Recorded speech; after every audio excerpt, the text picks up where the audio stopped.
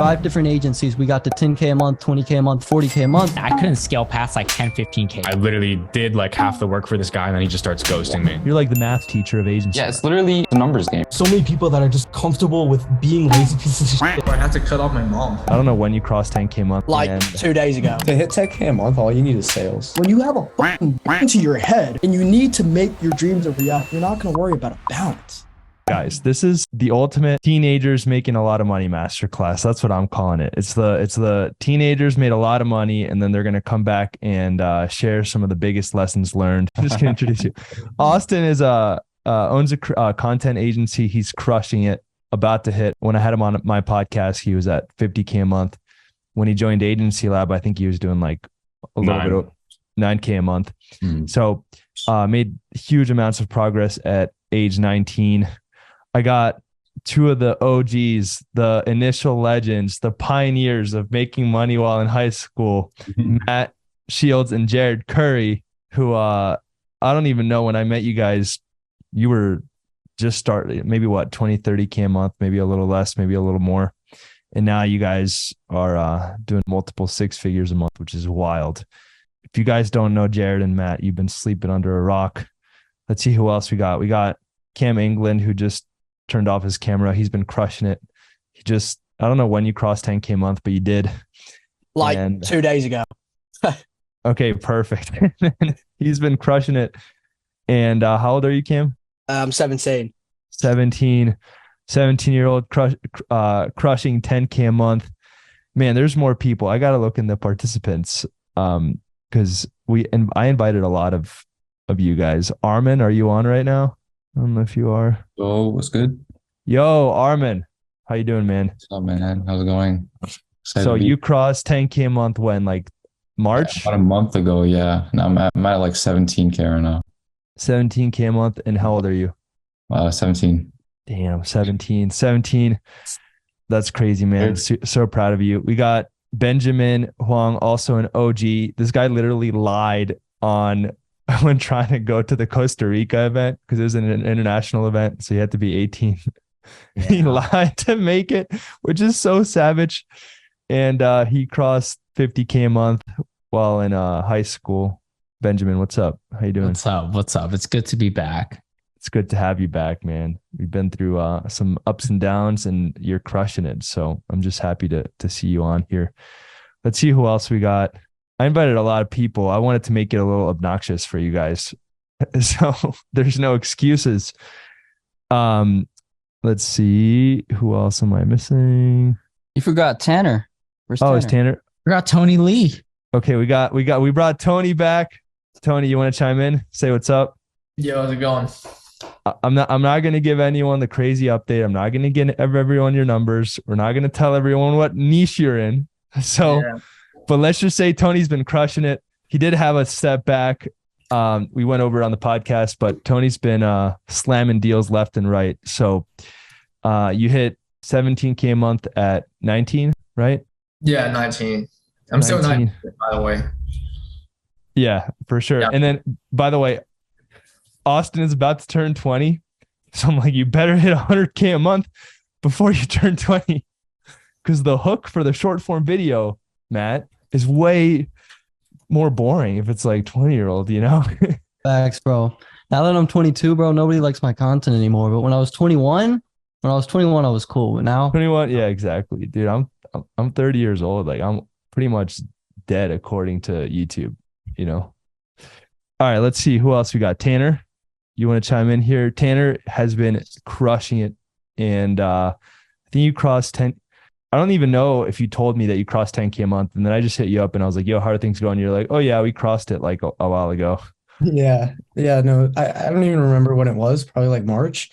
But yeah, I think this month, I haven't really been very sales focused, but we'll probably do like 40, 50 this month. So 40 to 50K? Probably, yeah. Tanner, you got to update me, man. You like disappear. Yeah, bro. I told Tanner to take a slight step back to work on fulfillment, and then he doubled his business. So that's cool. That's not a step back, man. That's like doubling your business in 30 days. Oh no, I actually didn't take sales calls for like 3 weeks. So that's wow. I And would- guys, then you I know fit- what? You know what's most inspiring about Tanner? This guy was driving. I don't know if you're doing Uber Eats or DoorDash. DoorDash to pay for ad spend. Like this guy was all in to the. When I met you, Tanner, I don't know if you remember. You were like one or two clients, maybe some free trial clients, Oh, I like barely even started actually.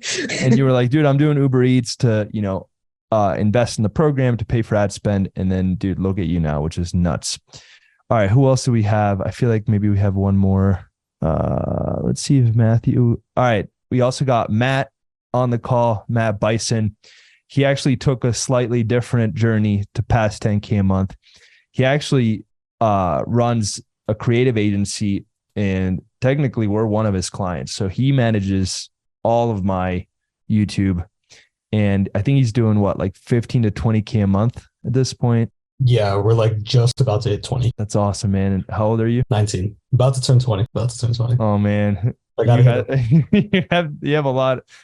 I don't know if you'll make the 100K for the hook, but it's still a good hook. 10K a month as a teenager. I'll try. Really, and guys, I've been working so closely with Matt. Like this guy's really high class, next level, and he's gonna go off to do some really big things. So really proud of him. And he didn't.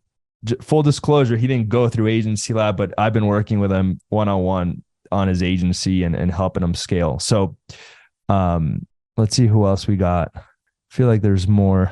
I wanted to literally make it obnoxious for you guys. Let me see who I invited in the chat. I think that's everyone, right? Let me see. I know Ben Smith couldn't be here. Yeah, we got Matt, Cam. I think that's it. So guys, you're probably wondering, like, why did I bring everyone on here? And it's like, damn, all these people are succeeding. Why am I not succeeding? Number one, get that thought out of your mind. As Hermosi once told me when we were doing one-on-one coaching, stop counting other people's money, focus on yourself. But you can also look at other people's money as inspiration for what is possible, to show you, hey, if they were able to do it while doing DoorDash, if they were able to do it while literally in high school, if they were able to do it while overcoming all of these obstacles, then it's possible. And I think most importantly, one of the big things that I've noticed with teenagers being able to achieve success more quickly is that they don't question so much. They just absorb the information and take action. They don't really overanalyze things. That's probably been my biggest takeaway with why teenagers actually can succeed more quickly versus someone that's a little bit older. They haven't developed bad habits. They're just kind of like a sponge, and then they'll just take relentless action. So with that in mind, who do we want to? Let's start with the OGs. I don't know if we're going to have time for everyone, but I want to bring Jared and Matt. I know you guys have been asked this question probably so many times, but if you had to start all over again to hit 10K a month, what is the biggest piece of advice that you would give? And then also, like, I want you guys to tell a personal story. Like, what's the biggest challenge that you had to overcome? Like, and feel free to go. I know you guys are like just really aligned with who you are, and you're not afraid to share your challenges. So if you want to share some of the challenges you guys overcame, that'd be awesome. Let's start with you guys. Do we have money and do we have experience, or are we starting just Dude, you're brand starting new? from scratch, brand new. What is smma?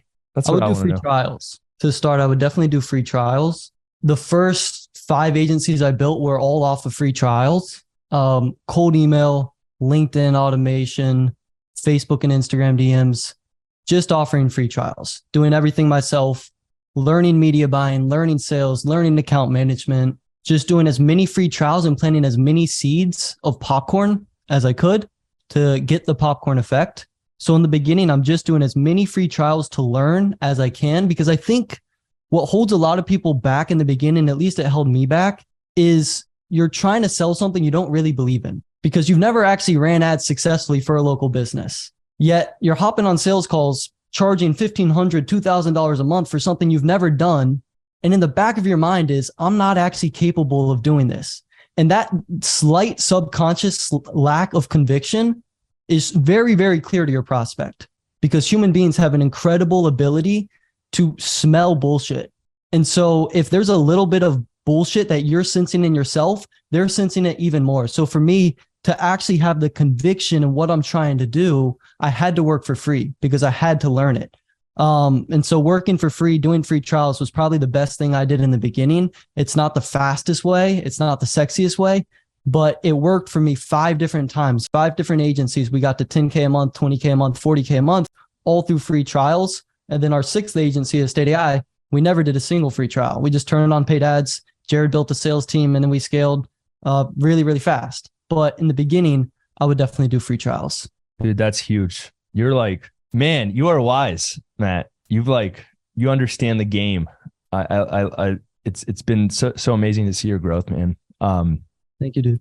I think I would love to hear from you. Like, what's been your biggest challenge that you had to overcome mentally? And maybe you could even dive into fear. I know fear is like the biggest thing for beginners. Like, yeah, well, it was very big for me, dude. And dude, for me, my like biggest fear to just, because you mentioned like just being honest and being open with you guys, and hopefully at least one person needs to hear this. For me, my biggest fear was putting myself out there and facing the potential rejection from people. Like I hated talking to people. I did not have any self-esteem. I was super insecure. I didn't like hopping on Zoom calls. I didn't even want to put my camera on the Zoom call. Like I didn't want the client to see me. I was 17. So I was like, if they see me, they're going to be like, who's this fucking teenage pothead? Like, I'm not giving him my money. So I was so insecure. I didn't want to do the sales calls. I didn't want to take action. I remember the first time I dialed a cold call, Joel, I was like shaking. I was sweating, and I was like, fuck, like, I guess I got to do this because there's no other fucking option. Like the way I viewed it was I have no other option. So Jared has always said this, it stuck with me: until your fear of staying the same becomes greater than your fear of change, you will always remain stagnant. And my fear of not changing just got so bad that I had to overcome that insecurity of putting myself out there, doing the sales calls. As an introverted person, I thought I would never be good at sales. And I don't know if there's any people who would proclaim themselves as introverts on this call, but I definitely would have proclaimed myself as an introvert a few years ago. And so I always thought that meant I was going to be a bad salesperson because I saw the Grant Cardones and the Jordan Belforts and the Jared Currys, and it wasn't me.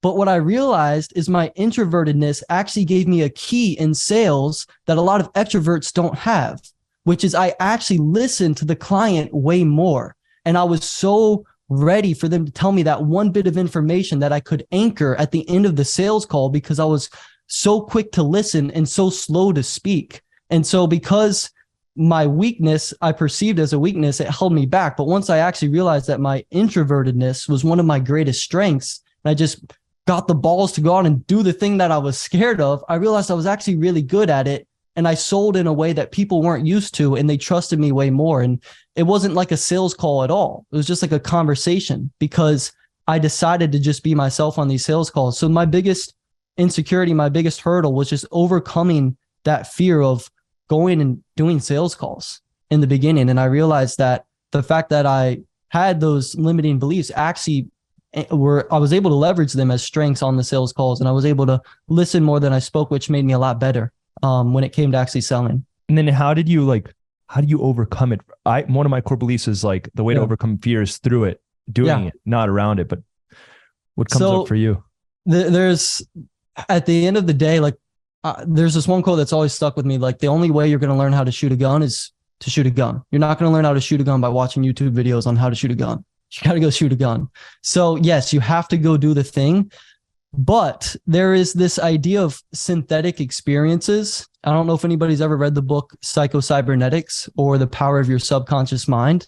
And there's this fascinating kind of concept that you can essentially put yourself synthetically in an experience. Like you could sit right now after this call and you could just imagine yourself doing a sales call, and you could really imagine yourself showing up the perfect way you want to show up just in your own mind. And if you do that enough, you eventually reprogram your subconscious to view the action that you're scared of in a different way. And so you're basically tricking your mind into not being scared of the thing anymore. And so I did a lot of subconscious reprogramming. I still do it to this day. I still, like before I go to bed, I'll reprogram my subconscious in a certain way, either something I'm scared of or a physical problem that I'm having. Like if my head hurts, like I'll reprogram my subconscious and next day my head will be fine. So our subconscious minds are so powerful that I think you can, yes, put yourself through the fire. Trial by fire is real, but also you can synthetically change the way you actually view and interpret something that you're scared of just through your own subconscious and reprogramming. So Psycho-Cybernetics and The Power of Your Subconscious Mind. I would check out both those books. They definitely changed my life, and they allowed me to overcome a lot of those fears and limiting beliefs. All right, one last question for you, Matt, before you go. And you feel free to stay, but I think for today's process, I'm going to just do one person at a time. Okay. Just to make it easy for everyone.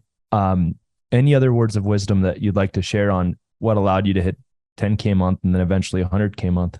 Dude, I've talked about this in a lot of my YouTube videos. So I'll share it with you because most of the people here probably can relate to it. The most life-changing experience I had in SMMA was going to your event. I'm not just saying that because I'm on your call and there's, everybody here is probably a fan of yours as well. But going to your event in Mexico, it was like the first time I'd ever left the country. It was my first event I'd ever gone to. I was at 0K a month at the time because I'd built 5 agencies and then they got up to 10K, 40K, 20K, and then they all crashed because of COVID and all this other stuff. So I was starting again from zero. I'm at your event. I'm like, bro, I don't belong here. There's all these 100K a month agency owners. I'm 18. I'm making no money. Like I don't even belong here is how I felt. And the first talk is literally you getting up and you're like, how we scaled to $1 million a month. And I'm like, bro, where's the 10K a month room? Like, what the fuck is this? Like, bro, this is crazy. I don't understand this. But as the week went on and I talked to more and more of these agency owners and I saw 100K a month, 250K a month, $1 million a month, and I met them, I shook their hands, I had conversations with them. I realized if this human being who probably started off the same way as I did as a fetus in their mother's belly, if they were able to go and make 200K a month, 300K a month, 100K a month, if they figured out a path, that means there is a way to do it. And I just need to learn what that way is. So I got the most important ingredient in success, which is belief. And I really started to believe that I could do it. And every day for the rest of the year, I wrote down 100K a month before the year is over. This was in the end of January. So I had 11 months to go from 0 to 100. And every single day I wrote down goal number 1, 100K a month before the year is over. By December of that year, Jared and I were doing 147K a month in revenue. In 11 months, I went from 0 to 150. And I swear that would not have happened had I not gone to your event and just learned through other people's experiences that it was possible. Once I really started to believe that it was possible, my actions changed, my mindset changed, and thus my outcome changed. Dude, I love it. So well said. I feel like it was just perfect, man. That's everything that I believe. So I just appreciate all of your insights, Matt. Thank you so much for being here, man. Again, feel free to stay, but if you need to hop, totally understand. Guys, let's drop a 1 in the chat for Matt. Like that was epic. All right, let's go to Jared. Jared, are you still on here? Yo, what's going on, everybody? I am super happy to be back with my Agency Lab family. Guys, this is where it all started for me. I'm going to go as quickly as possible with this.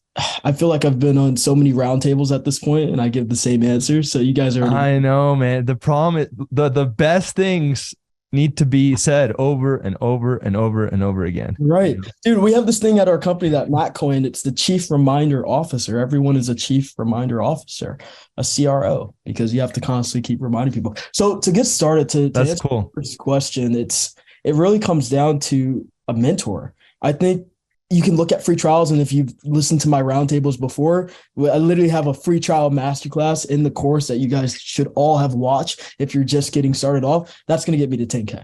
But diving back before that, it's the mentor. And I think I realized it's when I read the book Rich Dad Poor Dad, and I realized that education is not the filling of a pail, but the lighting of a fire.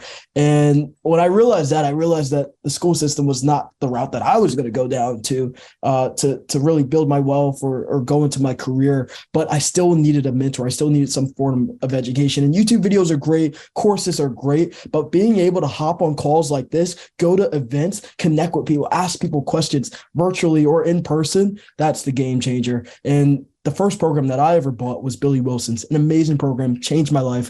It's the first thing I ever invested in. But joining Billy's program, then joining Joel's program and Sergio and Mark, that was game changing because I had people that I could go to. I could ask questions. I wasn't just watching videos. I was part and surrounded by a community, and the community inspired me to level up. I think that would be the first thing that I would do if I was going to start, find a mentor. And I think what you did really well too is like, so many people are tempted to like find the mentor that's like only a few steps ahead.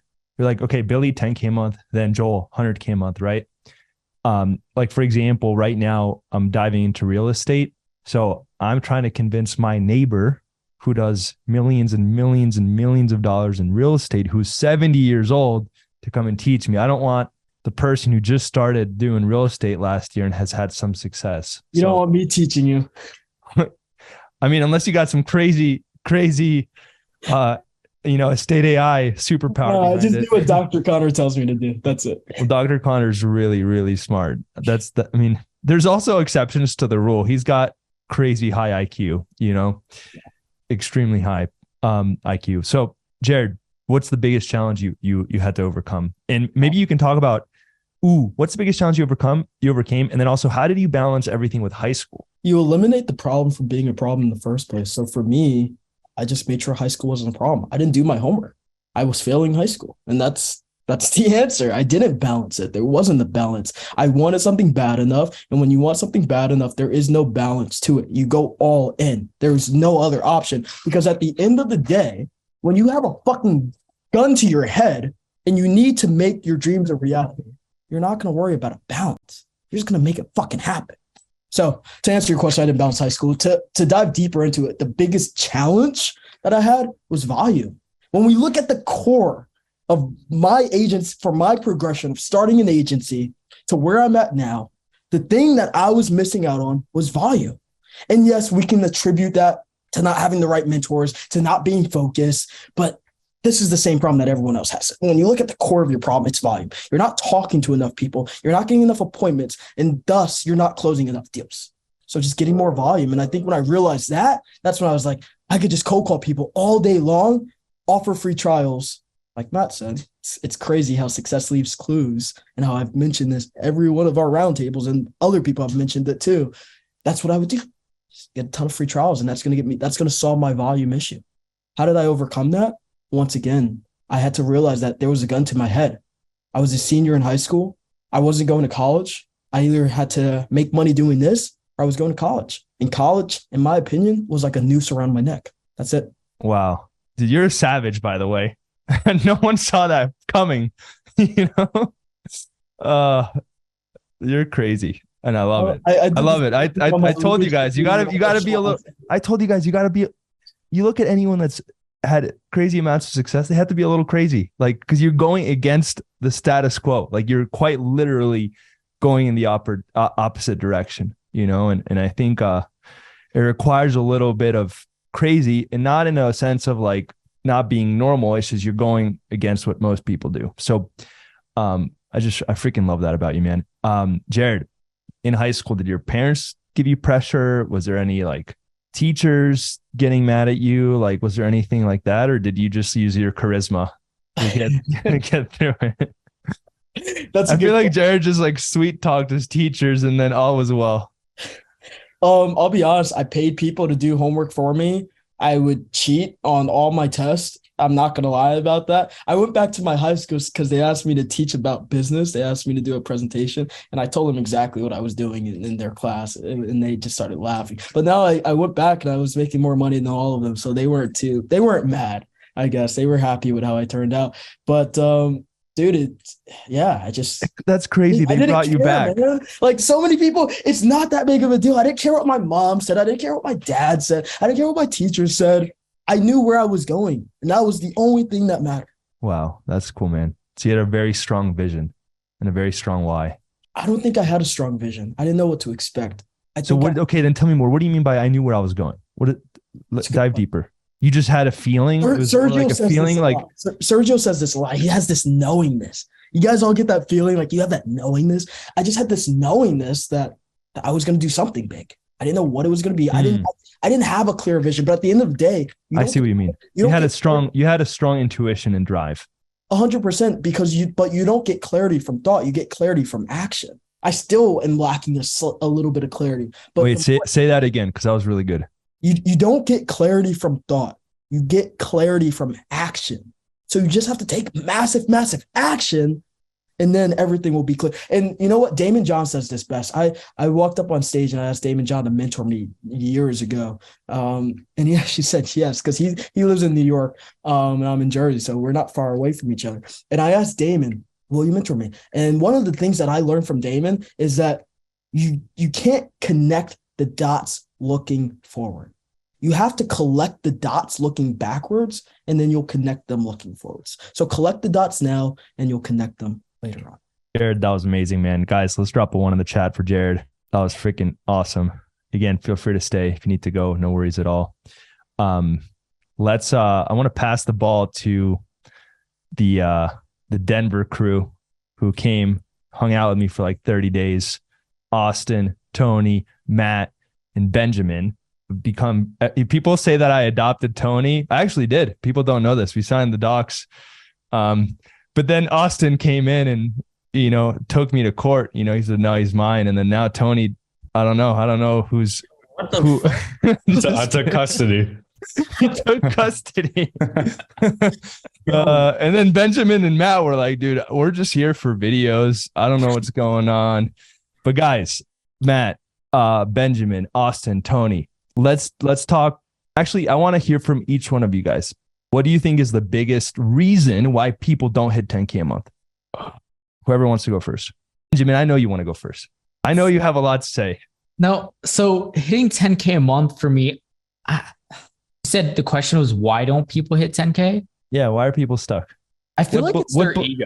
Like for me, it was my ego, right? So I don't know. So I don't hop on these calls much, but Joel, I'm sure you remember this, but when I was around 8K a month, I thought fulfillment was my biggest issue, right? So at this time, I was always, talking to coaches, talking to people like you to try and solve my fulfillment. Because at 8K a month, I thought that if I could fix fulfillment, I could like scale to 100K easily, right? So it was you and a bunch of other people who told me that it wasn't fulfillment that was the issue. It was acquiring clients that was my problem. So I needed to acquire more clients because I needed more data to make sure that, I didn't have enough of a sample size to determine whether or not my fulfillment was good or not. So I didn't listen to you or what anyone else said for an entire year. I couldn't scale past like 10, 15K, maybe 20. I can't remember.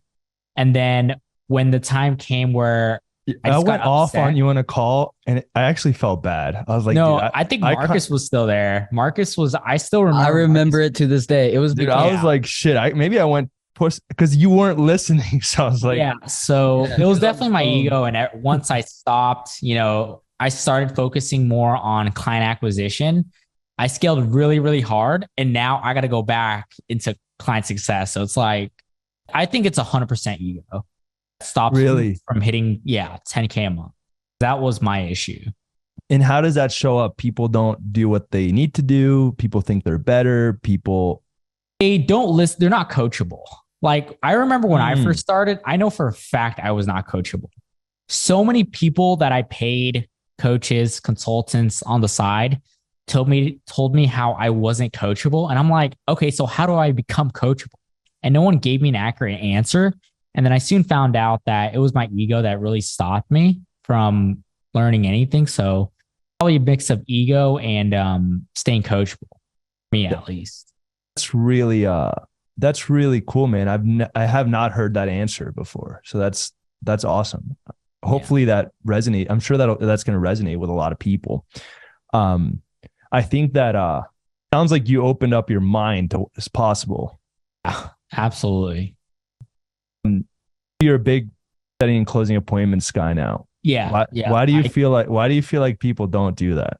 Aside from ego, it's hard. And especially when you're first starting out, typically you're not good at it. And for me, I wasn't good at sales when I first started out. That's why I hated it. That's why I wanted to focus on client success to get away from, setting and closing appointments.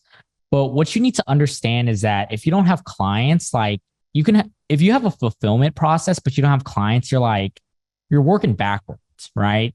So now I'm in the process where it's like, I'm just signing so many clients and now I need to fulfill. But the best part is, and I remember you telling me this, if you focus on acquiring clients first and you can take that money and reinvest it back into your fulfillment. So that's, setting and closing appointments, I've, set and closed appointments all the way to like 99K a month. Now I got to focus on like retention and stuff. Oh, that's exactly how you should be doing it. Again, I've talked about this so many times. When you are on an airplane and they give you the oxygen warning, they say, what do they say? Mask on yourself first, then the person next to you. Most agency owners ran out of oxygen. It's like trying to put masks on other people. It's like, dude, you're not breathing. So, any other final thoughts? Just get better at sales and everything will take care of itself. Getting deals, closing clients feels a lot better than fulfillment. That's why I hate fulfillment now.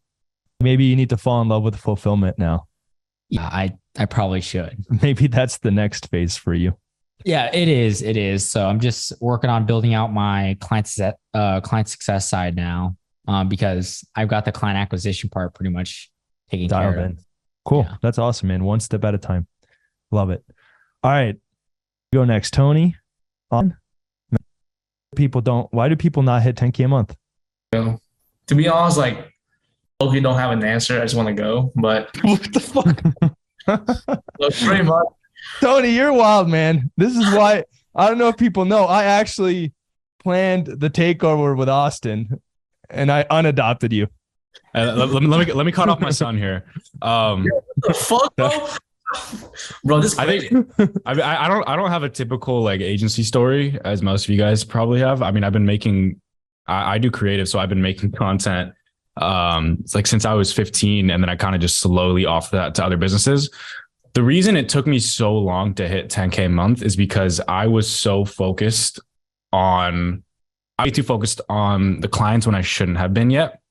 I heard Gary Vee say this. He was like, your best client is your next one. So what would happen is I would sign on a client, and then I would literally devote all of my energy into making sure the product for them was perfect. And like anytime they had an issue, I would literally stress over that every single day. When I shouldn't have. I should have just focused on getting the next client and then manage my time better to fulfill this client in a batched way. Many people, they get a client and then they waste all their time trying to fulfill for that client when they should still be spending time trying to get more clients, because you never know the next month these guys might leave. Or in my case, I literally closed a client for $4,000 and then I did all the work for them. And this was like when I was starting out. So I was stupid. We didn't get any contracts, none of that shit. I literally did like half the work for this guy and then he just starts ghosting me, and spent the past like 3 weeks thinking I was going to get $4,000. But, and since because of that, I stopped like trying to get more clients when really I should have just kept trying to set and close appointments. I feel like mentally holds people back. I know you've been through some crazy businesses, challenges. If you guys haven't seen the podcast that I did with Austin, definitely go check that out on my YouTube channel. But he tells some of the craziest business stories ever. Like some of the biggest challenges that you went through. I know in high school, people were like, why is this guy filming videos? Like, I know you were kind of like, where do you want me to start? Whatever resonates. There's a lot. What comes up for you? Everyone in chat just talking about chlorine and homework cartel. Yeah, Austin ran the homework cartel. That's a good story for. Yeah, fuck. But what did your parents think? What did your teachers think? Like, what did the people in your high school think? Like, what kind of pressure did you have? Like, yeah, my parents, I mean, I've Asian parents, or my mom's Asian. So like, she really wanted me to like go to college and, shit like that. And I just didn't want to. Like, I started making money in like sophomore year of high school when I started selling on Amazon. And I made like $200,000 at 16 years old through that. And, I kept selling on Amazon until when I was 17, my dad died. And throughout that whole time of selling on Amazon, I was always making videos. And I kind of had like a moment where I had to realize, what do I love doing more? Do I want to be sitting at a fucking warehouse all day selling shit on Amazon? Or do I want to do what I actually love, which is making videos? So I decided to try and monetize what I loved more, which was making videos. And then that's when I started, first I started making videos for this guy named Breezy Resells, who's a YouTuber. I made a video for him, posted it on YouTube. It got 11 million views, brought him like 90,000 subscribers, hundreds of $1,000s ad revenue through the other videos we made. Kind of just took that as a case study. I went to other local businesses and assigned them on as clients. And then I started making like a little bit of money. fuck, where was I going here? Like the whole time when I started making videos, I thought it was stupid. Like classmates would literally pull my videos up on the like big screen projectors during class and make fun of me.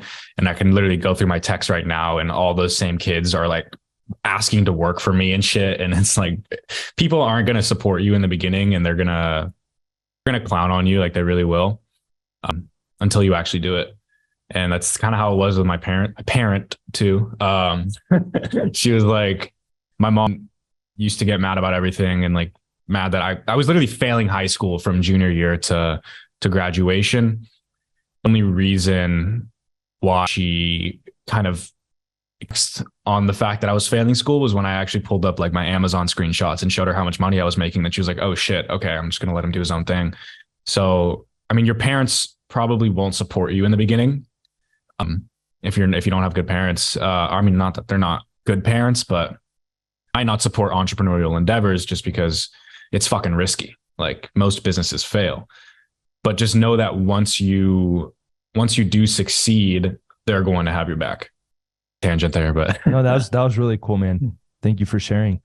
Do you feel like went through like a lot of business challenges with businesses not working out, having to pivot, things like that, helped you continue to push through even through every roadblock, every time you metaphorically got punched in the face? Like, how did you keep just being like, no, I'm going to keep going. Keep going. There's two things. I think one of the things is the agency I run, since we do content, I love making videos. Like I said, I've been making videos since I was 15. So it's really easy for me not to give up because I love it so much. And I think that's where a lot of like newer agencies struggle is they pick a random ass niche. They're like, oh, I'm going to go into roofing, but you don't give a fuck about roofing, or you don't give a fuck about HVAC or chiropractors. So it's like, if you pick something you actually love, it's going to be a lot harder to quit when things aren't easy. And I think something I always tell myself when things get hard is I tell myself that this is when most people quit. So when something stressful comes up in my business, I literally just repeat to myself, like, this is when people quit. If you get through this, you're going to have so much less competition. Because it's true, business is hard and people crumble under pressure. I have a question, man. You have really cool like mind map of your entire vision for your life and your business.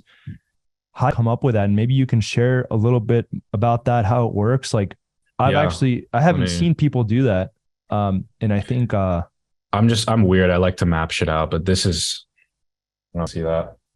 Focus. No, it's just blaring. Oh wait, now it is. If you guys can read that, that's just like my phone wallpaper. It's basically the map of everything. I'm right here at the bottom left of my media company, if this is the left, and it kind of just maps out into everything I want to do in my life. So I mean, this also helps too when you're struggling and like shit gets really hard and you're like, what the fuck am I doing every day? Like I've had days recently where I go to sleep at 3 a.m. and I wake up at 6 a.m. just because shit gets so busy.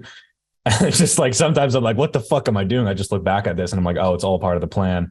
Like eventually this is going to branch into this and it'll branch into everything else here. And I think it's a lot easier to, but how did you come up with it? That I love doing. You just woke up one day and you're like, because I know on there you're like starting a gym, right? Yeah. I write all my goals like every single time. To map that out, I just used Adobe Illustrator, but I just write down my goals a lot on like Google Docs, and then I kind of just compile them and then try to map out my life with how I want things to go, like in a general sense. But it's really a lot easier to not quit when you kind of have the bigger picture and see how things are going to pan out. Cool, man. Yeah, I always thought like that was one of my observations that stayed with me. When I saw you when you showed me that mind map, I'm like, that's really cool. I feel like actually no, the reason I did write that was because I saw Walt Disney do it. I saw Walt Disney map out the whole plan for like Disneyland and the movies and just everything in the Disney ecosystem. You guys can look up like on your computers right now, Walt Disney business map. Yeah, Walt Disney business map, and go to images and you'll see like he planned out everything and how everything tied into each other. So I tried to emulate that into my own life. Tell us a little bit about what you wrote on yours. What was that? Could you tell us a little bit about what you wrote on yours? Yeah, I mean, I have the media company.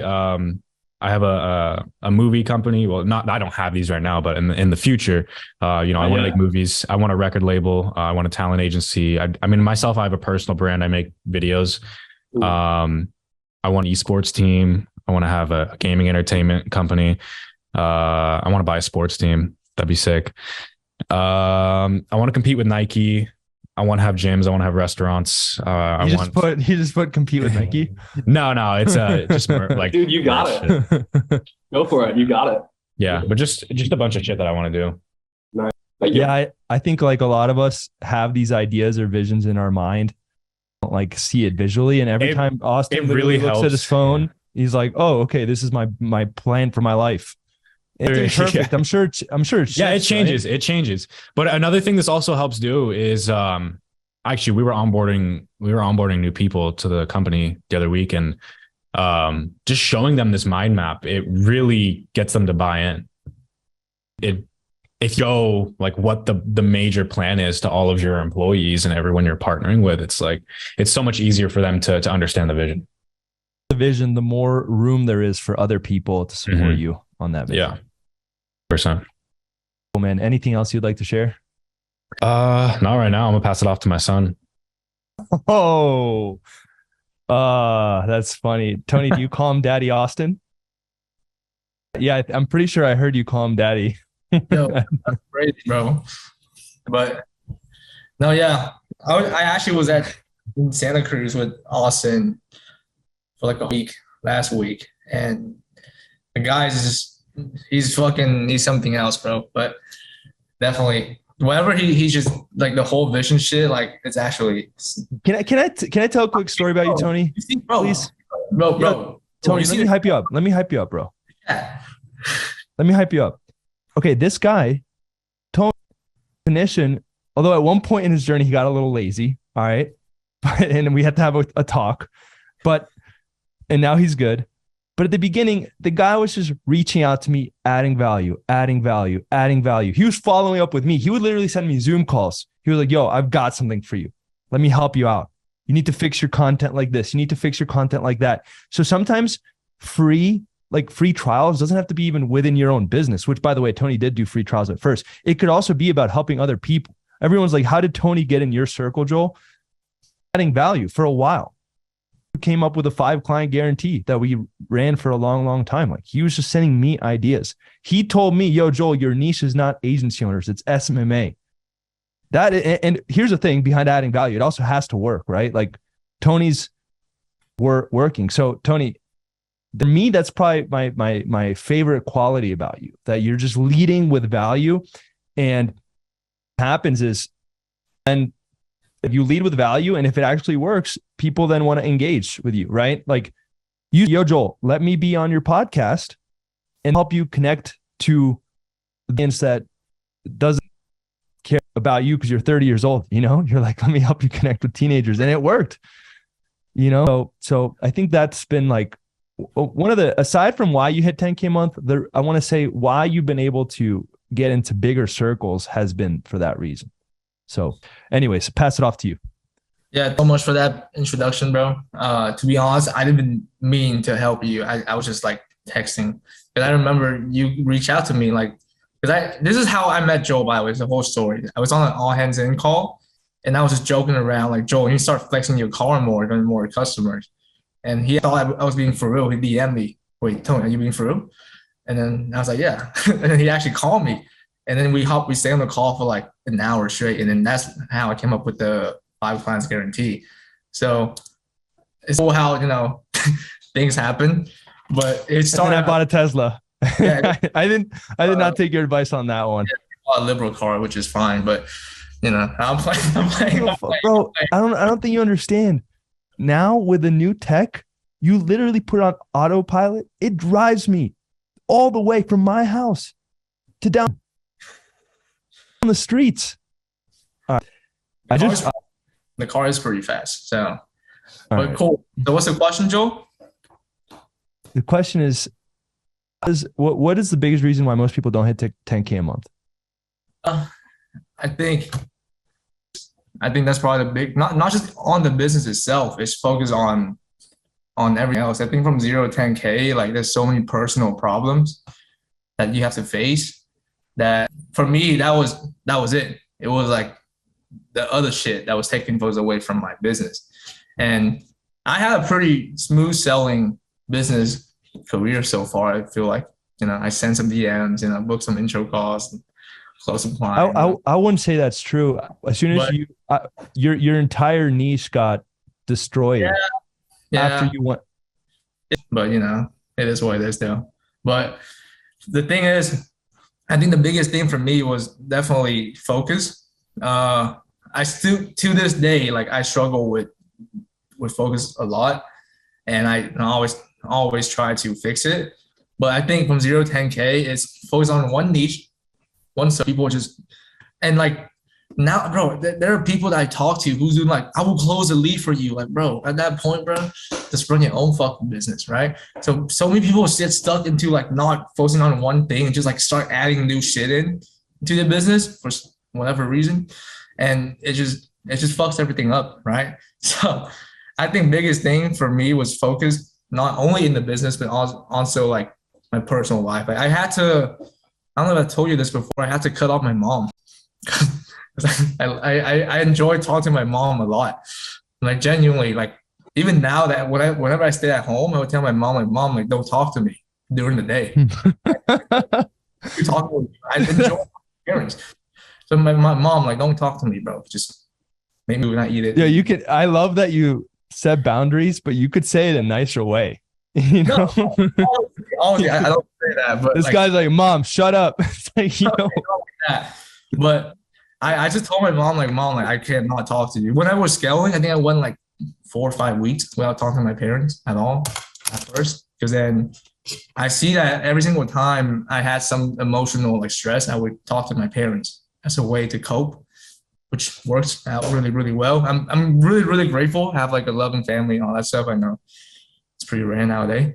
So for me, it was, I don't know why Benjamin's laughing, but for me, it was that. So focus, not getting distracted, and not just like adding new shit into the business. Because I talk to like a lot of agency owners under 10K a month, and they just always they overcomplicate it.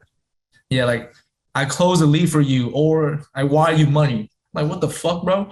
Like at that point, just run your own business. You know what I'm saying? So some people just get too complicated. Just simple, get good sales, and then like that's how you hit 10K a month. I feel like, yeah. How did you overcome the laziness? I know once you had success, you got lazy. It wasn't because I didn't get lazy, Joe. I know we talked, but I kind of had some more time to reflect. It wasn't that I got lazy. It was my motivation changed, and it took me a while to accept that it changed, right? So when I first started out, it was like hatred, bro. Like I hate people. That's why I want to make money. And I was like, fuck everyone. I'll make money to prove to everyone that I'm better than everyone. That was the only reason why I want to make money. And I did make money, and then no one gives a fuck, which is, expected, right? But I was being dumb. So I was like, you know what? If I make money, it can solve my problem. It didn't solve my problem. And then when I first hung out in Denver, Joel, I think that was when the switch happened. It wasn't like I don't have that hatred anymore. I'm like, fuck, bro, I need to prove people wrong, shit like that. I didn't have that anymore, and it was like weird. And I was trying to get it back. Like for like 2-3 months, I was trying to get that back. But then the thing to do was to accept that I changed and go with motivation is that I just want to do it because it's fun. That took me a couple months to accept the fact that about going back to like just hating people, to use that as motivation, but just use the fact that I enjoy doing business as a new motivation. Does that kind of make sense? For sure. What helped you make that shift?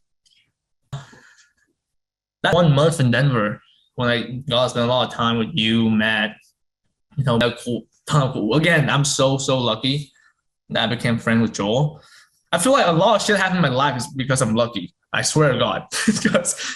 So that 1 month in Denver, like a lot of things changed, like mindset wise. I think me and Matt did a collab, and that the talk with Matt also changed me a lot.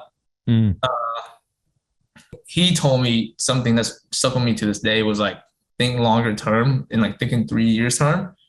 And obviously it sounds like common sense, right? But then most people don't practice common sense. So for me, thinking long term just fixed all my problem. Because my problem was if I was making more money than someone, I would call him a bum and be like, fuck you, I'm better than you. But then if you think longer term, it doesn't matter, right? Hormozy was a frat fucking legend when I was in college, and now it's 100 mil. So it doesn't really matter what you're doing now, like at my age at least, right?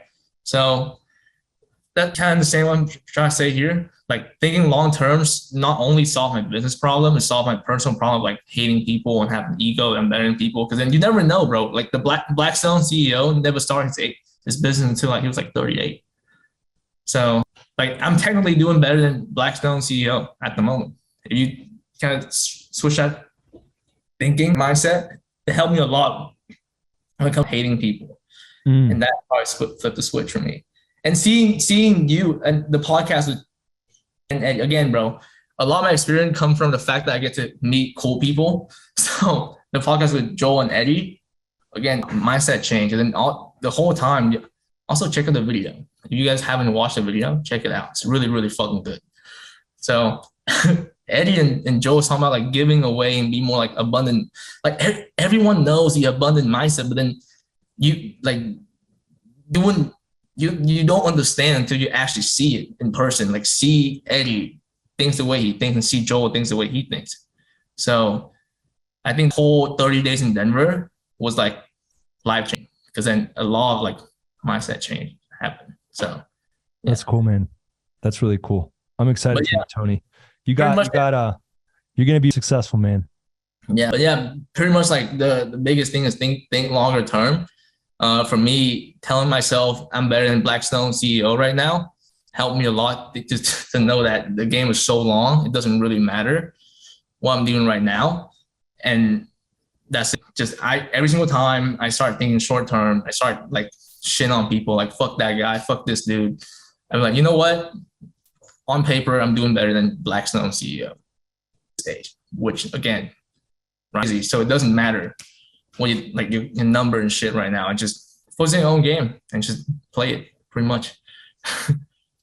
That makes sense. I don't know if I explained it that well or not. Dude, it was perfectly said. Thank you so much, Tony. Appreciate you. It's awesome. Yo, Matt, we were gonna go to you, but Armin has to go. Do you mind if we go to him first? All good. You sure? Okay. I appreciate it. Yo, those iPhone tips are fire, by the way. I use those every day. Appreciate it. All right. So pretty much why I think people don't hit 10K is because they just don't have a clear path, right? Sometimes you're focusing on service delivery, setting appointments, closing appointments. Sometimes, you're focused on, you're like, oh, my sales are bad. My sales skills are bad. Basing your results off of one demo that you took, right? I've seen this happen thousands of times, in multiple different Discords in Agency Lab. So people take one demo, they're like, oh shit, like I didn't close this person. I need to change my offer. I need to change my my pricing, right? And then they get shiny object syndrome and they base their results off of that one demo that they took, right? I kind of switched my mindset in which I was like, okay, I need to take at least 10 demos. And if it doesn't work, my offer doesn't work in those 10 demos, then I'll think about switching it, right? So it's just about having a clear Joe Potion would tell you like 100. Joe Potion, that's master, he would be like, got to take at least 100, but keep going. Yeah, true. But yeah, pretty much just having a clear path, a clear goal, right? So there's kind of two things that took me from 0 to 10K. So I hit 0 to 10K in actually 2 weeks, right? So I was at 2K first. I lost a client, got back that client, started working on service delivery, and same thing, right? Shiny object syndrome. And then when I actually kind of developed these two kind of things, I went from 0 to 10K in 2 weeks, right? So the first thing was pretty much just dropping out of high school. So you were just stuck at like 0 to 2K for a while, and then within a period of 2 weeks, boom, you scaled. Exactly. Yeah. Once I kind of realized kind of two things. So first thing was pretty much just dropping out of high school, right? There was just something about just going all in. I dropped out about a month ago, and then, boom, literally next week I hit 10K. I never really told my parents, hopefully no one snitches here, but my parents still to this day, they don't know that I dropped out. They think I'm going to be going to university next year. They actually think I'm doing online school right now. They think the demos that I take and stuff are online school. But yeah, just breaking down your goals was the second thing that kind of got me there, right? So a lot of people, they're like, okay, I want to hit 10K per month. And then they just say, okay, I want to hit 10K per month by next month, right? What does that really mean?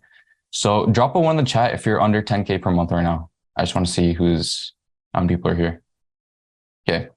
So I'm going to share my screen real quick and kind of show you guys. It's really simple. It's a really simple framework, right? So, bro, I love this. Yeah. Can I see? Okay. It's fun. All right. So let's say that looks like 10. you. I'm just kidding. All right. All right. So let's say you want to hit 10K per month next month, right? So that would be June 10th. Let's 10, right? Let's say 5 weeks. It's going to take you 5 weeks to hit 10K per month, right? What you do is you kind of break it down, right? So 5 weeks, that's about one client a week. Let's say your retainer is 2K and that's about 5 clients. So now your goal breakdown. So let me just. And can you repeat how old you are? 17, right? 17, yeah. Goal breakdown is about one client a week drawing, but now that one client a week, how do you get those one clients, right? Obviously you need to take sales calls, you need to take demo calls. Now, let's say you're like Tony, you have a garbage closing rate. Joking, by the way, chill. Yo, so let's say your closing rate. You should have not said I'm joking. You should have admitted all the way. All in. I don't want to hurt his feelings, but I'm just kidding.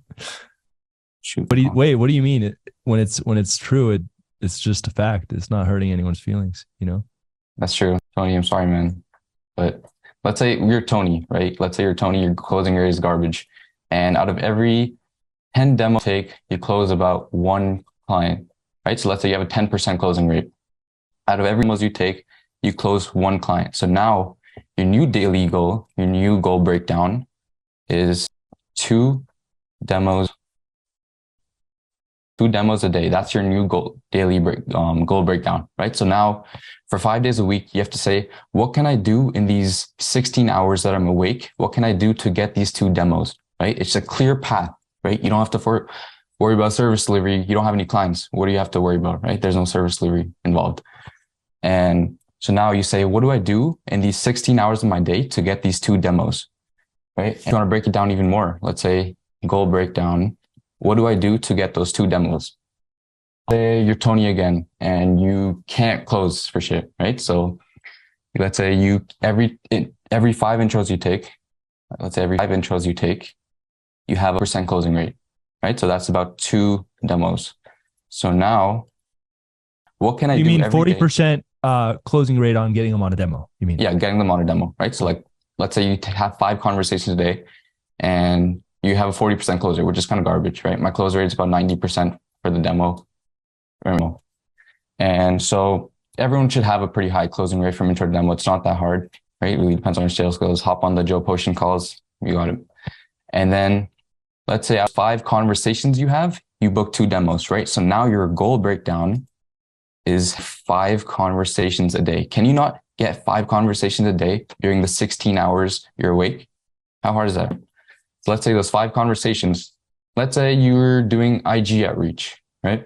So now you send IG DMs to get prospects. So let's say you send every 100 DM, you get 1 conversation, right? 1 person replies yes, 1 person replies with their phone number. Now new daily goal breakdown is 500 DMs a day. You stay consistent. You're going to DM 500 people a day, hire a VA for $2 an hour, make 10 different IG accounts. It's not everything's in Agency Lab. All the frameworks are here.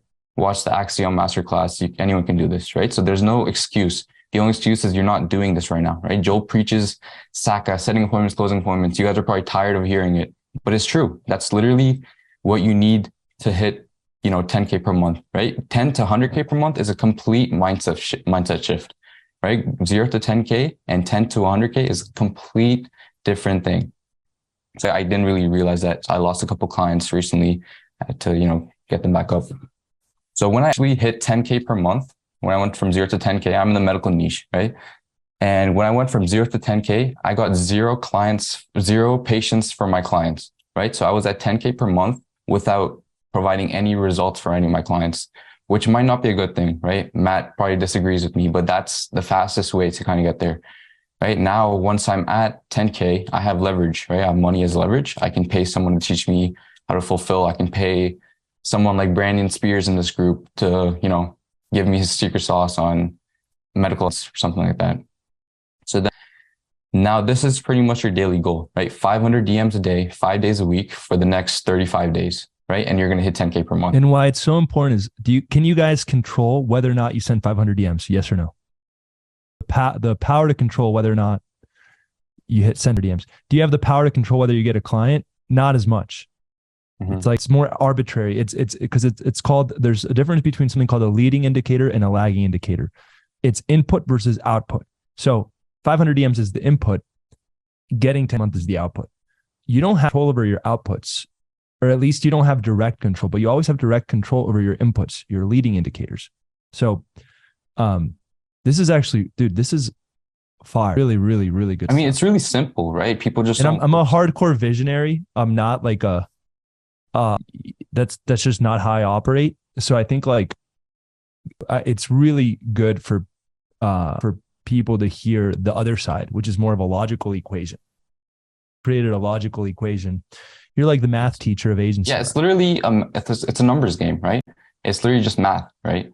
So you just have to break it down, but according to your niche, according to your whatever. You should teach this math class in your math class. It was too late now. It's 10K a month formula.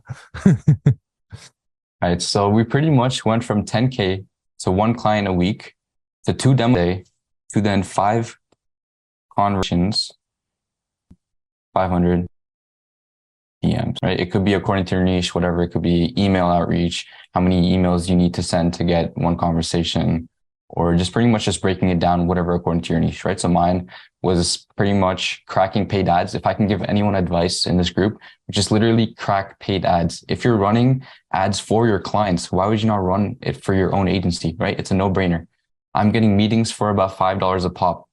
And that's crazy, right? Because that means I can pretty much have so much potential to scale and pretty much just paid ads. Like, just get $500, get access to $500, $1,000, and put that money into cracking paid ads.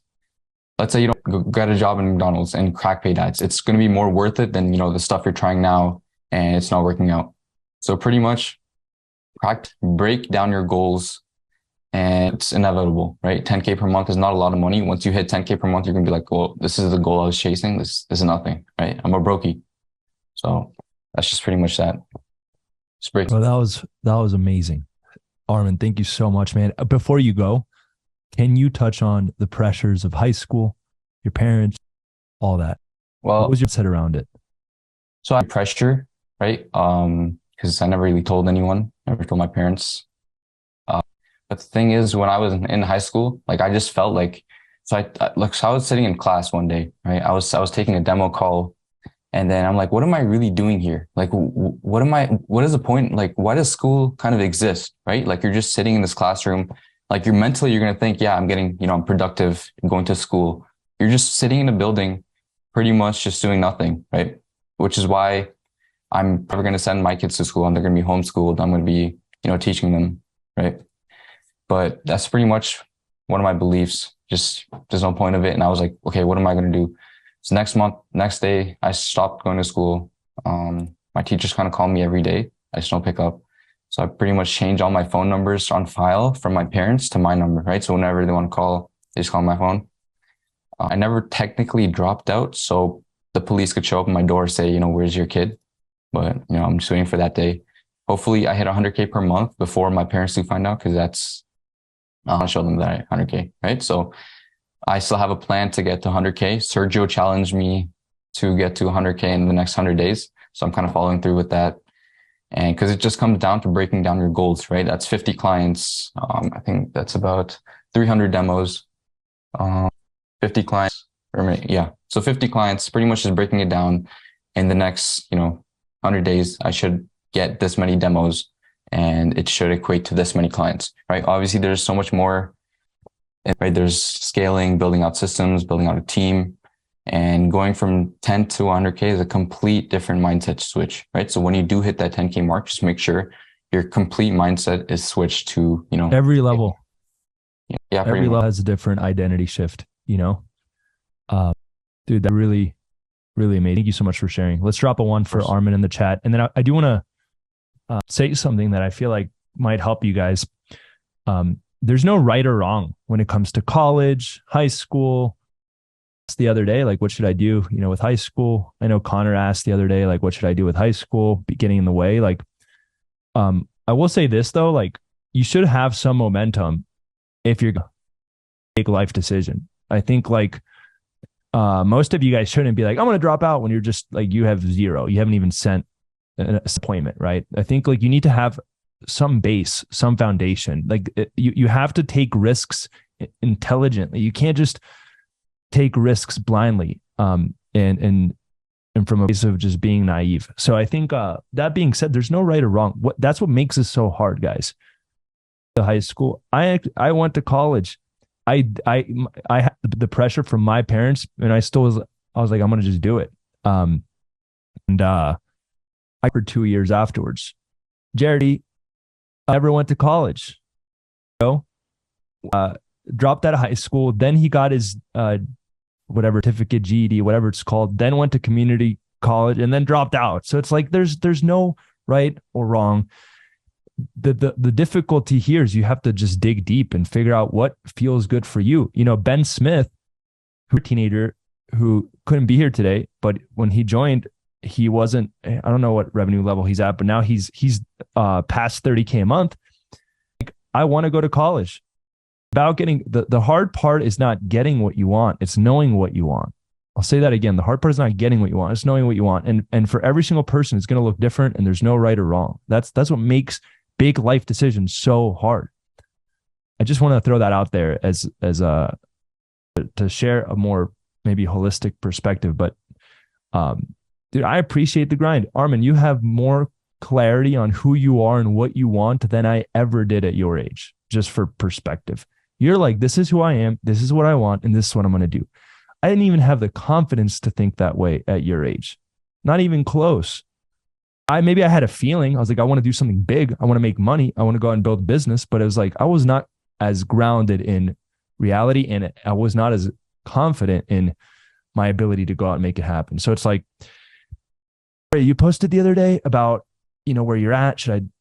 What should I do with high school? How do I balance these things? At your age, I wasn't even thinking these questions.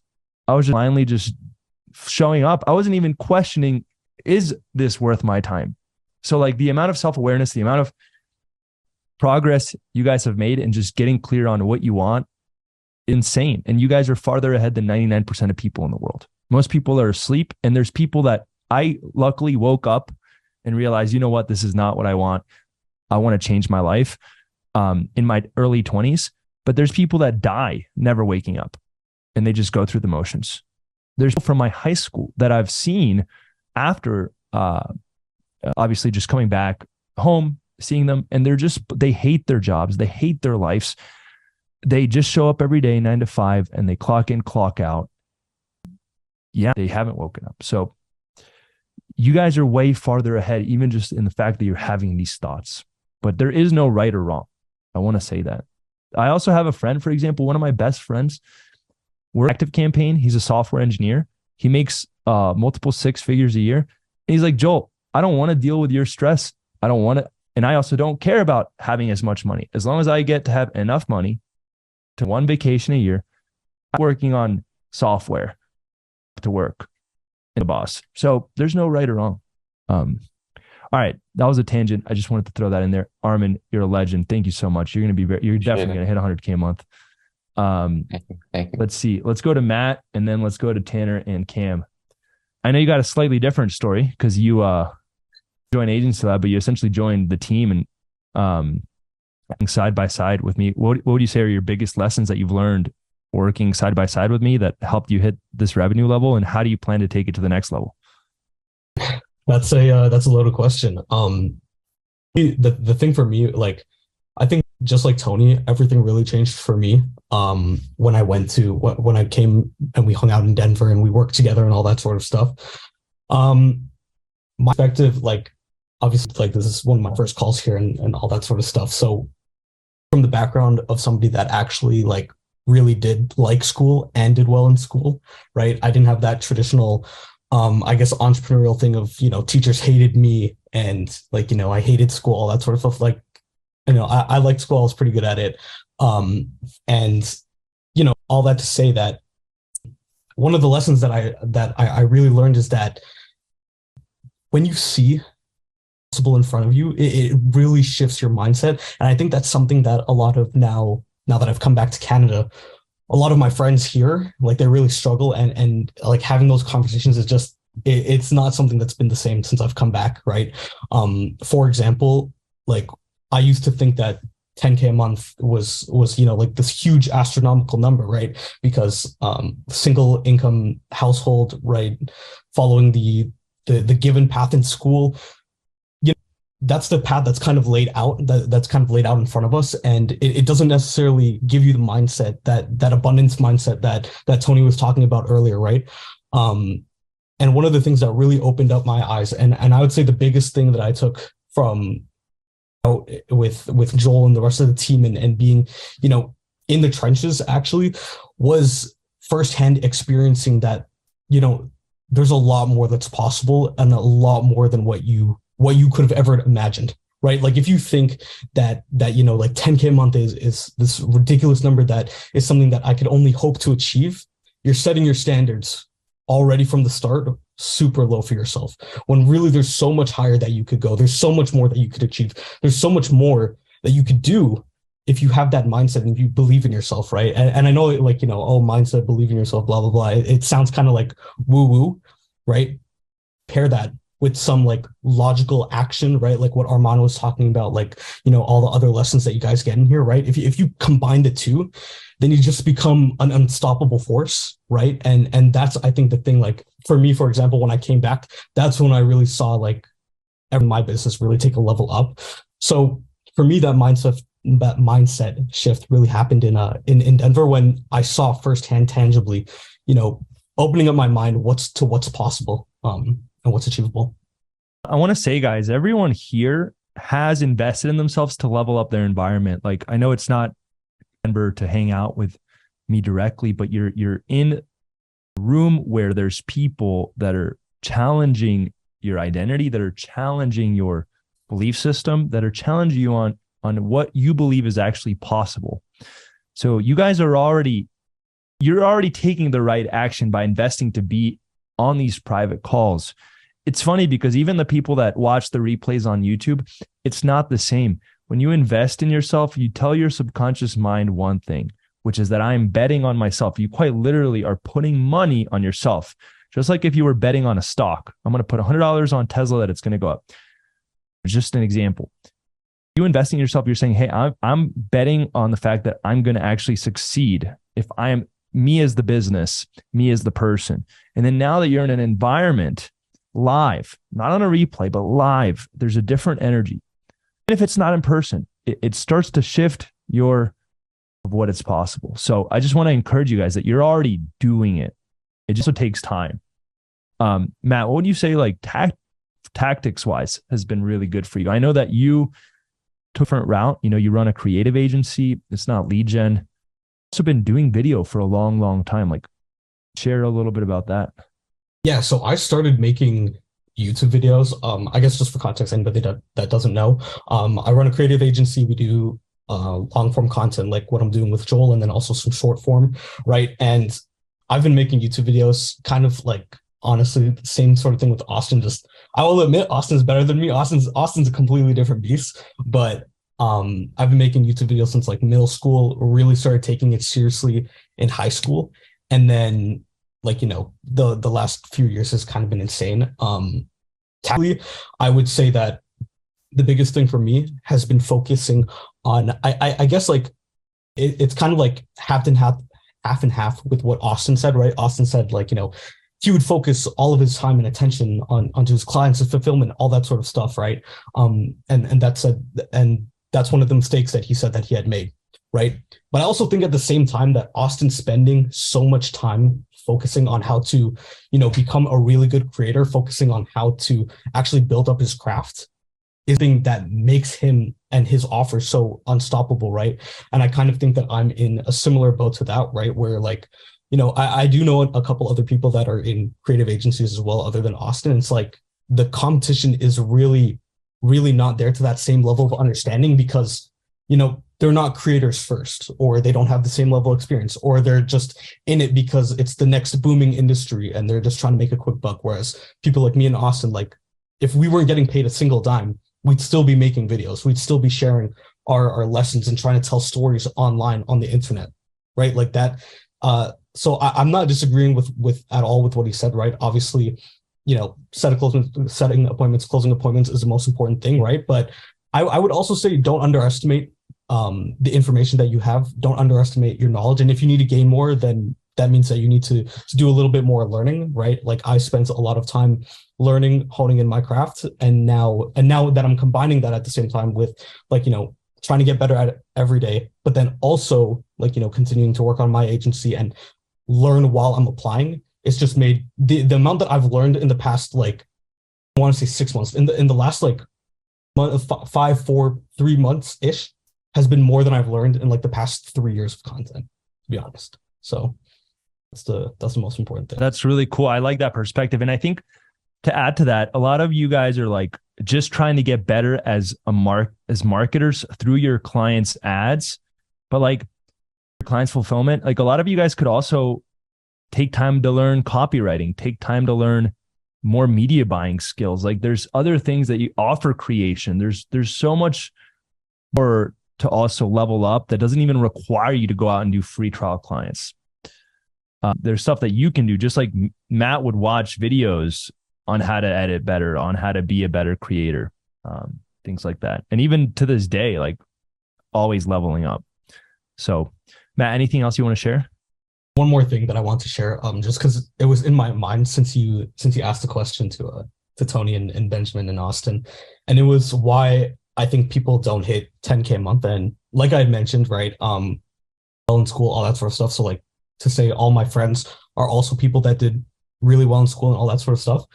And one of the things that I noticed with them kind of now seeing this journey that I've been on for the past like 6-ish months, right, is I've noticed that comfort is really something that can hold you back, right? Like the things that I've been trying to go really, really hard at is saying, fuck being comfortable, fuck trying to stay in the comfort zone, and just completely diving in, taking action, taking like massive, massive action, even when you don't want to, even when it feels uncomfortable, even when you don't know what the fuck you're doing, right?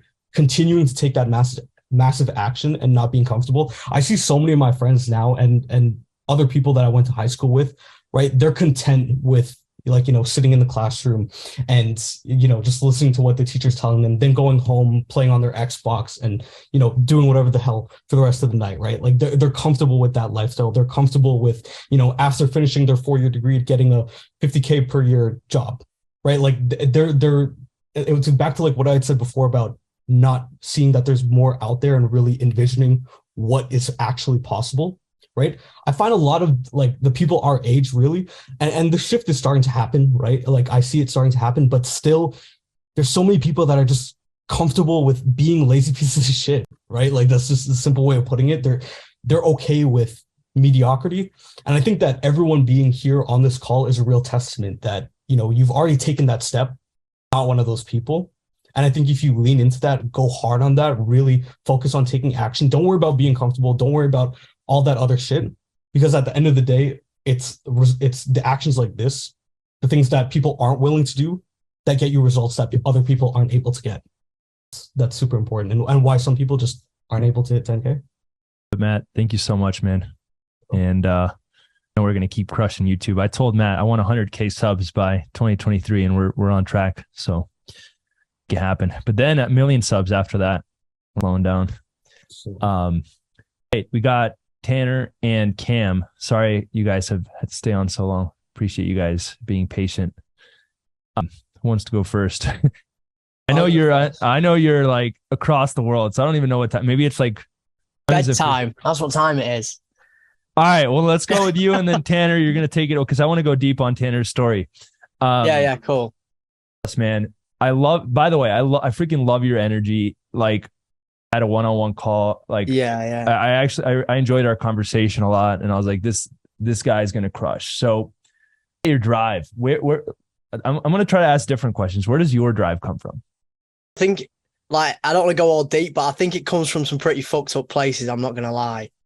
But like, I think like gaining clarity on that is a good thing.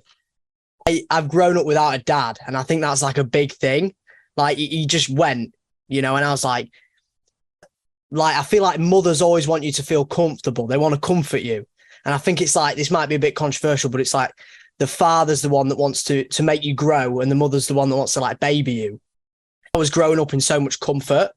I think I just wanted to like go against that, and I got sick and tired of it because I was like really overweight. I just get bullied and, all that shit pretty much. But then, I knew I could do something different. I knew I could aspirations, but I just didn't know how I was going to do it. But I wasn't betting on myself. So I was still in school and I wasn't going all in.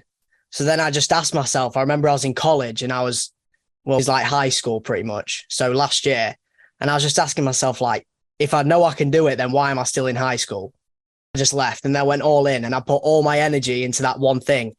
And then, we're at this point now where it's like 5 figures in a month, which is fucking crazy. It's surreal and it breaks so many beliefs. But I think because you were talking about like making the right decisions, but for me, it was like, I dropped out and I had like a client on a free trial and I didn't even know how to run ads that well, but went all in and it worked, and now it's like that belief goes into everything. Now I know, and I've got that stack of self-proof that if I want to do something, if I put all my energy into that one thing, I truly believe I can do it. Makes sense. Absolutely, man. That's inspiring. And I think, like I said earlier, everyone's story is going to be different, which that's what was right for you. You needed, obviously the proof is in what happened afterwards. That's exactly what you needed to go through. What advice would you give to yourself? 0. To go all in sooner, because like when you've got that safety net there, don't get me wrong, I could always go back to college now. Well, probably next year, because you can't like go through like half a year. But if you have college is high school for you? Yeah, college is high school. So I was 16. Okay. So I dropped out in December. I think because I made that decision to drop out, it was like, okay, you've got to do the things that you hate now, the things that are going to move the needle. And just like asking yourself, okay, watch all these YouTube videos. I can see what these people are doing and the lifestyle they live and the Lamborghinis, but what's going to move the needle to getting me there? It's improving my sales skills. How do I improve my sales skills? I set more appointments. How do I set more appointments? I hire a VA to do my DM outreach. I put more into paid ads, just the basic things, and then doing the uncomfortable things that are going to help you. Like, I think I probably took over 100 sales calls now, but like the first one, I didn't know what I was doing. I didn't have my camera on and I was scared, but I think once you're in a flow state and it starts to become fun when you know what you're doing, but it's just getting over that period, which is usually before 10K a month, of through that point of uncomfortability where you don't know what the hell you're doing and you're probably just waffling. Like, the people you're on your phone with probably know more about marketing than you do, but you've got to convince them that you're the one that should be running their ads for you, It's really cool, man. The final, I know it's late. What is there anything else that you want to share? Community. And then also, how are you closing so much? I know you started closing higher ticket, right? Yeah. Tell us a little bit about the higher ticket sales, and then just any final words of wisdom. I'd be more ballsy on the phone, to be honest. I was just like, yeah, this is how much it is. I've been watching a lot more of Alex Hormozi, like the price anchor, and I've just been anchoring the price super high. Worst case scenario, if they don't like it, then I can just downsell them and be like, oh, we do have this program that is the same thing, but it's this price. So that's what I've been doing to close more. And then just, so where do you start? What do you mean? What, in terms of pricing? So when I first started, I was doing like $500 a month, free trials and stuff like that. Now I'm saying like, okay, it's $2,500 a month. If you want the community, the program, you want sales agents, you want all of it, right? Or if you want to get started now, and because usually it's like nobody ever buys at that price, except for a couple of weeks back when I had somebody actually buy at that price. But when it feels scary to say the price, that's when you know you're pricing high enough. Worst case scenario, they can say it's too expensive, and then you just downsell them on something else, and it doesn't sound as high because you've already tried selling them on something that's like super high. You should start saying it's 7,500 for the first 90 days. Yeah. I've been saying like 6K. Cool. Nice. But any other words of wisdom, anything else you want to share? Do the things that will move the needle. Literally just sit, turn. And this is what I've started doing as well. Gave me so much clarity. Like every day before going to sleep, not going to bed straight after a sales call, but setting aside 30 minutes every night, technology off, and just asking myself questions. Okay, what can I do to move the needle forward faster? What can I do to improve my focus? Just simple questions like that. And it's just helped me so much. Even that 30-minute time gap makes you come up with new ideas. Like, don't get me wrong, you can funnel hack people, you can steal their ads, you can steal their ideas. But I feel like if you want to come up with actual innovations and come up with things that nobody else is doing, that thinking time is what's helping me do that. Yeah, that's one thing that I would recommend other people putting in place. Cool. I really like that. And I feel like, I've had a business partner, with really all of my businesses. So you automatically have thinking time. But I think if you're a solo business owner, it's extremely important for you to have that. Yeah. And block it out. Because it's not like you call someone, you're like, yo, I have an idea. So you have to find a space and time for that to happen, So yeah, 100%. And even with like anxiety and stress and things, just like facing the problem head on, just asking yourself, okay, why do I feel like this? This client's going to leave, but I learn a lesson from that. One of the first clients, and I've learned X, Y, Z from that. Potentially I need to set expectations better to make sure they understand that month one is the testing phase. Okay, I've learned a lesson from that. Why am I stressing over something that I learned from? And I think that was a big game changer for me. Something that I think especially from the last call last week, like the greatest business lessons are the most expensive and the most painful. If you're in a lot of pain or you had to pay the price, I learned something good. Probably learned something really, really good. Make yourself stronger, by the way. So every single time it's like, as long as you're also approaching it with a growth mindset, you can't take the old Tony mentality of I hate everyone. You have to be like, okay, what do we learn from this? But that's cool, man. Thank you so much. Yeah, no worries. Guys, let's drop a one in the chat for Cam. I think it's pretty cool how different all these guys were, and they all kind of figured it out in their own different way. For sure. Absolutely. Oh, wait, Cam, I didn't ask you. What about school, like balancing school when you were in school? Like, did you just not do schoolwork? I was in secondary school when I first started entrepreneurship. Andrew Tate's Hustles University. I joined that.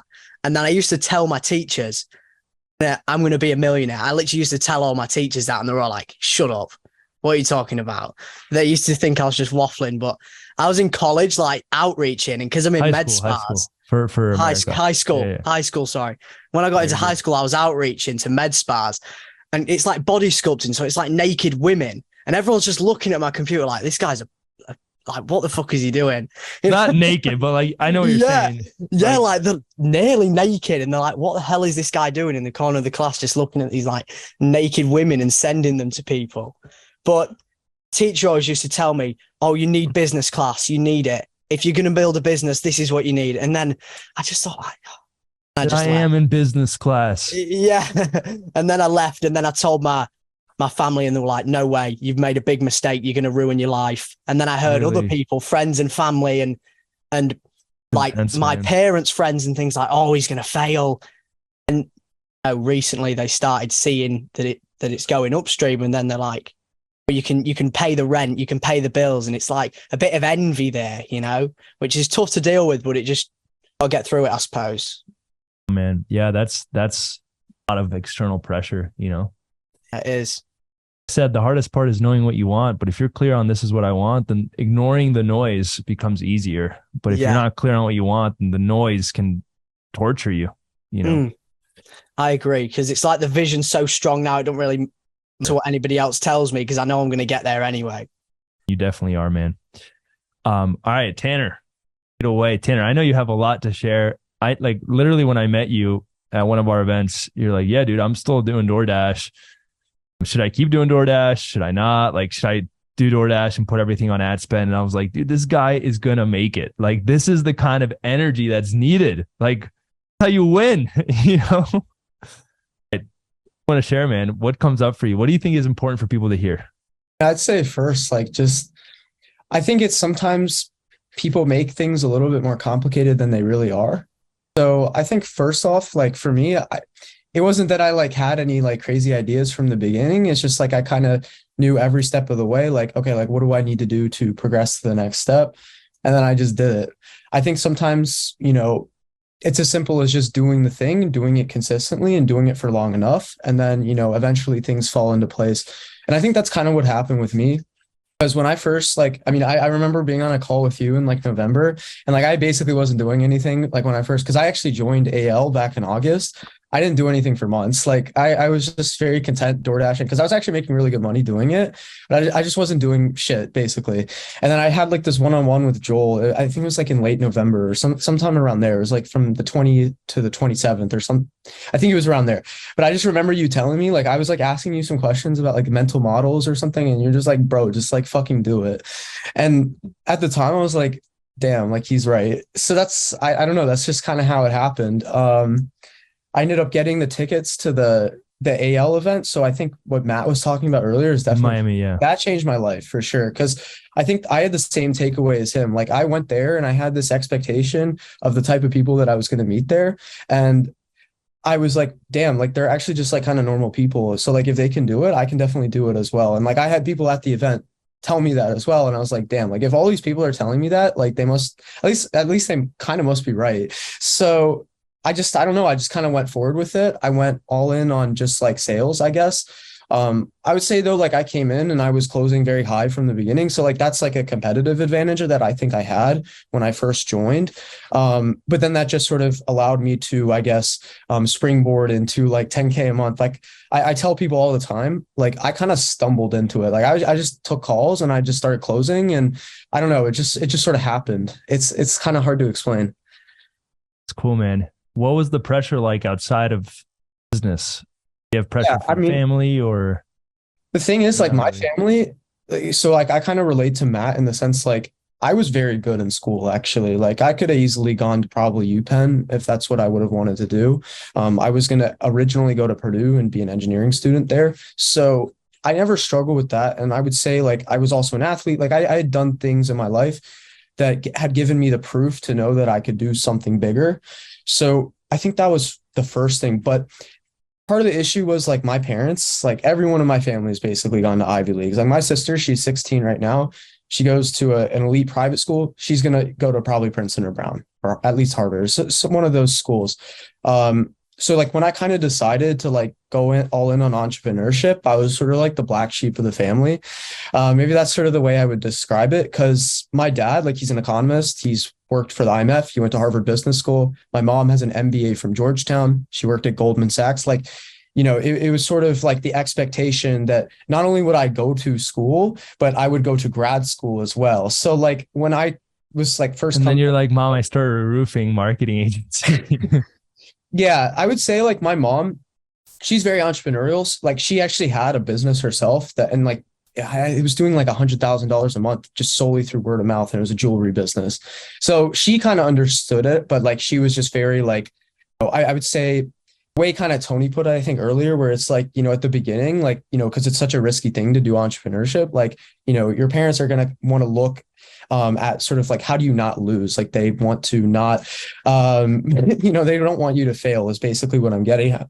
So my mom, I would say like, she believed in me, but at the same time, she was like, I think you should go to college. Like, why not? You know, and that's what people would tell me. They were like, why don't you just go to college? Like, why do you have to do this now? And what did you think? Like, well, why not now? Like, what's the point? If I know that this is what I want to do, I'm just going to do it. Like, and so I ended up doing it. But my dad, like he was telling me, like, I'm not even joking. I hit 15K. Well, this was back in March, like just after I hit for my first 10K month. My dad literally, I had a 3-hour dinner with him at North Italia and with him trying to convince me to go to college. This is after I made money. Wow. Yeah. So it's a good restaurant though. It was, but it kind of ruined it, to be quite honest. I was like looking forward to going there and eating like the chicken parm there, and it just completely went a different direction. I was not expecting it. Wow, man. That's a tough conversation for sure. Yeah. How did you react? Were you upset? Were you frustrated? Did it make you question everything? Like, I think I kind of always knew this would happen. Like this is why I didn't have any problems like telling people like, oh, I'm not going to go to school. Like I just kind of knew it was going to happen. So it was kind of the same thing when it came to that dinner. Like I had to be straight up with my dad. And also part of the issue is like my parents are very fucking smart. So like they will find reasons for you to doubt yourself. Like they will seed that doubt within you. And also I went to a private school, which is an all boys school. It's like all the kids that go there, like their dads are like lawyers, doctors, all of these people. So like I kind of grew up like, I don't know, people call it the matrix. Like I kind of tell people like I kind of grew up in the center of the matrix in that sense. So I don't know, it's like looking back on it, it's kind of interesting because people were like, it was so weird. Like people would really like, I knew this at the time. Like I'd tell people, but they wouldn't really like say it to my face, but they would like give me the sense where it's like, you know, you're fucking up, like you're a failure, you're crazy for doing this, that kind of thing.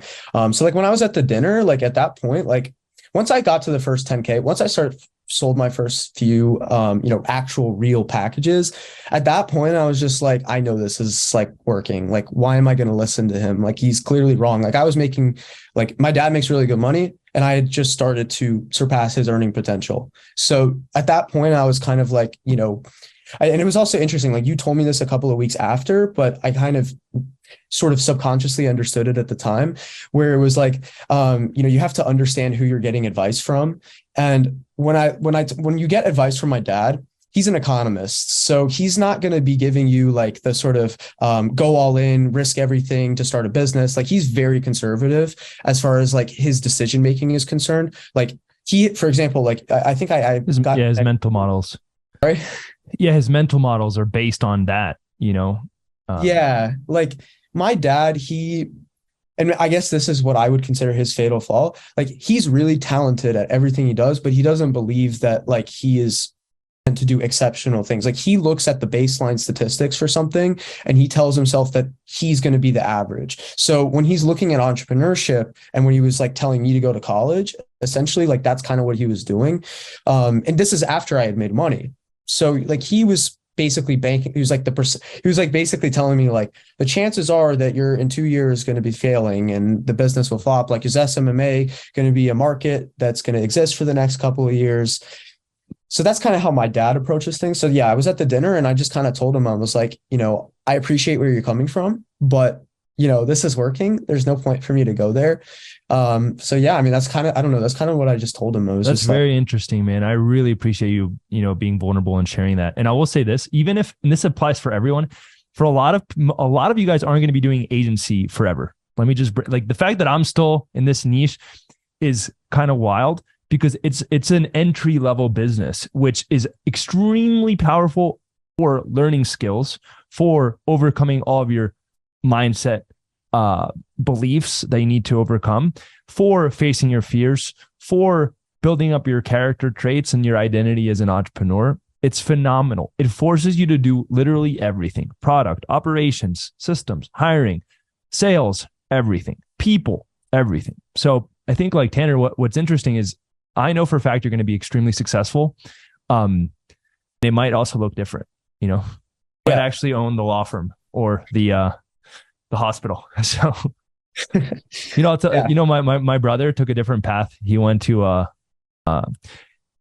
my brother's like practical. He's like, I don't want to piss off my parents. Let me go get a degree. And then I'm going to go get the job that's going to make me the most amount of money. So he went and got his law degree, but he actually went to an event in Miami. One of our events said, I think he actually met like Jared Curry. And I'm like, yeah, dude, he's way younger than you and making exponentially. He's making more than you in a single month than you do in a whole year. And he was like, I'm going to quit my job. And he quit his job at a law firm. And then now within 2 years, like last month, he closed a case that it takes some time for cases to settle, but it'll be worth to him over 7 figures, just one case. So it's like learning those skills is what I'm saying. You're learning to play that bigger game that most people get stuck. And I know I'm going on a rant, but let me say one more thing. I did this program called Venture for America. It was founded by Andrew Yang, the guy who ran for president. And I was competing against all these Ivy League students for a spot. When I went to the interview, I literally competed against people that were going to Yale, Harvard, Brown. The actual training was at Brown. So I spent like 6 weeks at Brown University. And what's interesting is 90% of those people ended up not starting a business after the program was over. Fascinating. Interesting. It's interesting you brought up the skills, because that's literally the reason I did SMMA, actually. It had nothing. I actually don't really care about money. And you might be saying like, no way, like he definitely likes money. I just don't give a shit. I'm happy with getting DoorDash and like wearing the shittiest clothes. Like I'm literally in pajamas right now. So for me, it was all about just like developing the skills. And I realized like if I had the skills and I locked in the process, then the results would come. And that's just kind of how I've approached most things. Like let's say you wanted to start a real estate fund tomorrow for commercial real estate. Like, you know how to do a demo presentation. You know how to go out and generate leads, right? Like you literally run ads to high income earners and be like, hey, I'm looking for investors for this project and get leads. Like, you know how to do that. So anyway, sorry, I keep cutting you off. I'm going to stop. Keep going. Good. No. So yeah, I mean, that was just the reason I got into SMMA. Like even now, I mean, I don't even like focus on revenue at all. Like I don't even care, to be quite honest. Cause I know that if like, I put it this way, if you have the best fulfillment and you have the best acquisition, you're going to get 200K a month like that, and you have really good operations as well. So for me, it was always about like, okay, like what do I need to work on? How am I going to achieve it? And then, you know, just doing it consistently and laying out. I mean, I'm not really good at organizing, to be quite honest, but I just sort of laid it out and I just knew like, okay, like if I do X, X, and X, then I will achieve the result that I want. Like I'll give you an example that I like to sort of tell people when they ask me like, okay, like how do I get good at business? I go back to like in 6th grade when I first started playing basketball, and I'm like, for context, I'm not that tall. Like I'm like 5'10" maybe. So I'm not like, and I don't have like long arms. I'm not like, I mean, I was fast at the time, but like I wasn't crazy athletic or anything like that. But I ended up becoming one of the best shooters on my high school team. Actually, I was the best shooter on our high school team. Not because I'm like crazy talented at shooting. I literally I couldn't shoot a 3 my first 3 years of playing basketball, like whatsoever. Like that was my actual weakness, was shooting the ball. I was like a slasher when I first started playing, but I consistently shot the ball every single day, 2 hours a day after school. And eventually it just like, there was just this one moment I went to this, I don't know if you know what like CERN is, but my dad, like my granddad, like he went to Yale and he had a physics degree and like he was super into it. So my dad and him like planned a trip to this CERN laboratory in Switzerland. But my granddad, you're next level, by the way. When you told me that, I was like, dude, that's not a casual thing that people do. You know? Yeah. I was thinking the same thing. Like, bro. Too bad. I was like, that's hilarious, but that's cool. I mean, that's dope. I would love to go to CERN too. Oh no, it was crazy. I remember like they had all of this like crazy physics formulas on like the whiteboard, and I'm like super competitive. So I was like trying to beat everyone there and trying to learn it fast. But anyways, that wasn't the point of the story. But when I was in Switzerland, it was actually really funny. Like it had completely nothing to do with the trip, but I ended up, because this was before my 8th grade tryouts, and I went to this basketball court like kind of close to our hotel. It was like 8 o'clock at night. In Switzerland. Huh? In Switzerland. Yeah. I don't know why I did this. Like, I mean, I was obsessed with basketball. I still am. But anyways, I went to this basketball court. It's like a shitty basketball court. It's funny. I think I still have the picture of it from that day, but I just like was shooting the ball. I don't even remember how I got a basketball, but I just had one, I guess. I don't know. But when I was on the court, like I just kept shooting and shooting. And then eventually I just had this one moment where I went behind the 3-point line. And again, like I had not been able to shoot threes at all until this point. Like I didn't even attempt them. That was how, like, I just couldn't do it. I just stepped behind and it just clicked. Like I just started making them every single one. Ever since then, like, you know, if I'm not like super, super tired, like I would say like, if you gave me 10 open shots, I'll make like 6 or 7 of them. And that's consistently from then. And the thing about that is like, I guess it's like the popcorn effect, if you want to call it that. But at the same time, it just like, you know, it wasn't that moment that happened. It was the 3 years before then where I was practicing. And then eventually it just clicked. So I think of it very much the same way when it comes to business. Like whenever like there's something that I'm struggling in, like I kind of maintain the frame. It's just like, okay, like think back to then. You never thought you were going to be able to shoot threes. And I genuinely didn't. Like I'd never planned on being a 3-point shooter. But then my entire high school basketball career, that's all I was actually. Like I was just a spot up shooter. I would just like come off screens and stuff like that. I took a lot of shots, but that's a different thing. But the point is like, I wasn't talented. Like I'm not a talented basketball player. Like if you look at me on the street, I mean, I remember Sergio was telling me like Sergio and I were both confused when you were like, dude, I'm so good at basketball. Then I sure? Sergio, actually. I remember attending that car ride in Miami.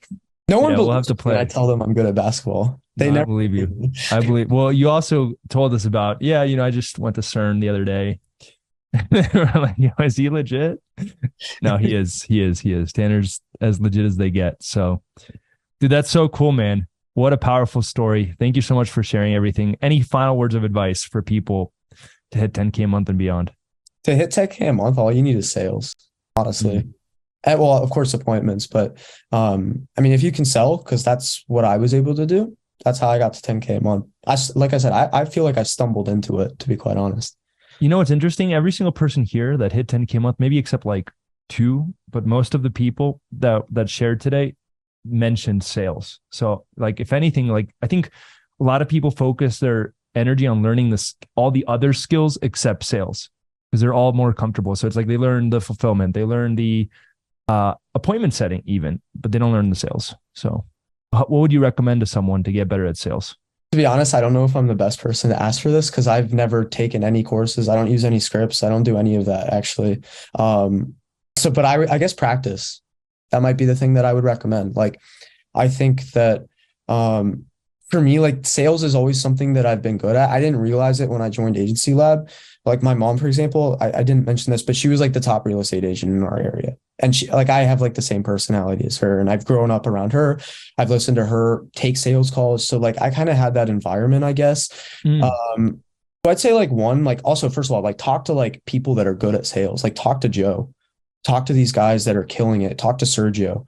They're going to give you an insight into how they think about these kind of calls, because I think that, yes, like the framework does matter. Like ultimately you're talking to people and it's about reading and reacting within the actual call itself. Like that's why I don't use scripts. I don't even have anything in front of me. Like I hop on a call cold and I close at 80+%. So that's what I would personally recommend is like, I would say, talk to people that are good at it. I will say though, you probably have you probably do have a framework that you follow.